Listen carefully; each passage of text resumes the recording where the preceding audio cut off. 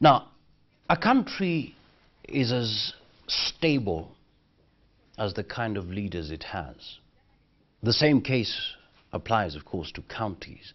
Therefore, it goes without saying that if leaders who represent the same people do not walk on the same path, then the people they represent stand to lose. Now, some MPs in Meru County are against the leadership of Governor Peter Munya, accusing him of working without consultation and thereby frustrating residents. However, the governor says such claims only come from leaders who are out to settle political scores. One of the leaders named on the list is the women representative, Florence Kajuju. And of course, we are honored to have this morning. Welcome to the Power Breakfast Show. Thank you so much. Very well. Of course, yesterday we were expecting you to come, but the governor said he's uncomfortable having an interview while you were there. Yes. How do you respond to that? Thank you, and good morning, Kenyans, and good morning, our people of Meru County. Yesterday, I was prepared to come. I was actually excited that we have an opportunity to share our views to the public with the governor. And but when he said that I should not come, I said it is okay, but we'll have opportunities to meet and see where the problem is, and then we can settle. Because according to me, it could be an imagined problem.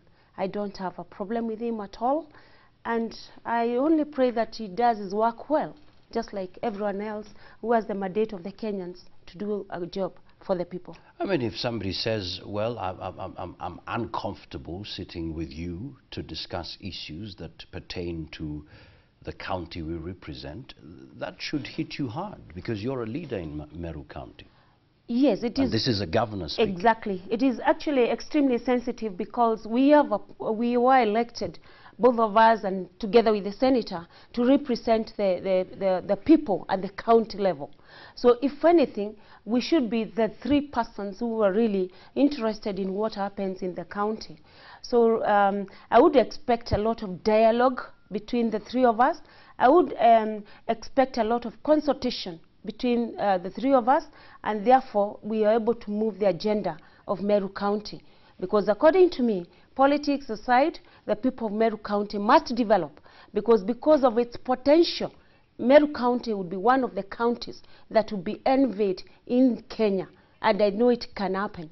And I believe it is going to happen, because I want to imagine that all of us would have teething problems when we have been given lots of power. But it is going to work. I'm very optimistic that it's going to work. Absolutely. I mean, you say you have no problems with the governor, but the governor, if we take him as he is, as the CEO of the county, if he says he has a problem even sitting down with you to talk on national television, that sends a really wrong message, a negative one in regards to you. How do you respond to that? I actually will not be able to tell what the issues are, because on 31st of December, we had a good meeting, and we spoke here last year. Then on the 2nd of January this year, we met at the speaker's home, where we shared together with the leaders of Meru. And since then, I've not been able to meet him. But I'm surprised that he has been holding an issue within him about me or the other members of parliament, which I don't know. So I believe it's good that you gave him that opportunity. So you're saying you have no idea why he has such a... I have no idea at all. And if he had a big issue, which it appears, according to me, after yesterday's event, that it could be a big issue, then the best thing would have been maybe for him to request me through any channel that we have a meeting. But this would have been the best opportunity, which now didn't happen. If my director is set with the tape, but perhaps just to replay what happened yesterday, because I posed that question to the governor. I mean, what's the problem between you and the women representative? Let's take a look at that. Relationship with other leaders in the county. Perhaps you could tell us what is happening between you and women representative Florence Kajuju. What is the problem? I think she should also tell you, because she's part of that group that was doing demonstrations. I don't want to speak for her. She is in that group of MPs who have been agitating and doing all those things. I would not want to speak for her. But in terms of, you know, you working together as leaders of Meru County. She is part of that group elected in a different party. All right. So a couple of issues there. So perhaps taking the first statement of the governor, what is the problem? He says he can't speak for you. Yes. Yeah. Yeah, it's good that he can't speak for me. I picked two issues from his conversation with you yesterday. One of the issues that I participated in a demonstration. There was a demonstration in Meru, and the demonstration, what I learned later, was about the demolition of kiosks that had happened in Meru County, and they'd been carried out at 3 a.m. in the morning. And when the business people realized that their kiosks had been demolished, and there weren't notices according to them, and all their properties had been damaged, so the members congregated and went on a demonstration. I was called from a meeting. I was attending a meeting of the venerable persons in Maua, which is in Igembe South. So we came to town because they told me as a county leader, you must come and address the people. There is a huge demonstration. I went for that demonstration and found Mheshimiwa Rahim Dawood, who is the MP of Imenti North, which is the headquarters of Meru County. And I went to speak to the people because, I mean, as a leader, I would not have just taken off because there's a demonstration. And they understand that under Article 37 of the Constitution, the people have a right to demonstrate. They have a right to even picket and present petitions to the public officers when there is an issue that is really, their rights have been infringed. So I went there and told them these are issues that can be addressed between the governors and as leaders.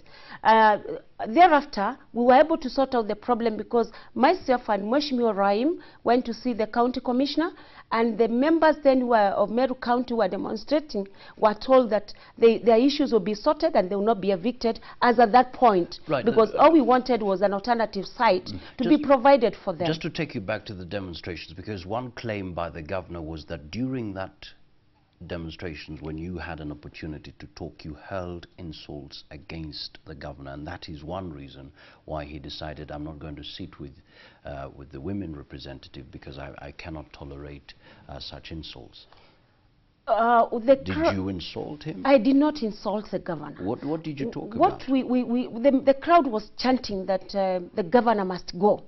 And what I told them, there is a system through which you have to address the issues. So they were singing, the governor must go. And I never ever said or repeated what they were saying about the governor must go. I just told them, give us time. I actually pleaded with him, give us time. You can just stay here if you don't want to leave. We are working with Mheshimiwa Rahim to the county commissioner's office to see what solutions we can come up with. Because I'm told the governor attempted to address them, but the crowd did not listen to him. So we went to the county commissioner's office, spoke to him, and we were able to get a sort of a solution. So if, because he accused me of having organized this demonstration. I was not aware of any demonstration being organized. I mean, he says even the demonstrators were paid to demonstrate. I cannot pay. I don't know. I cannot pay a demonstrator personally. We don't even have the money to put into such situations.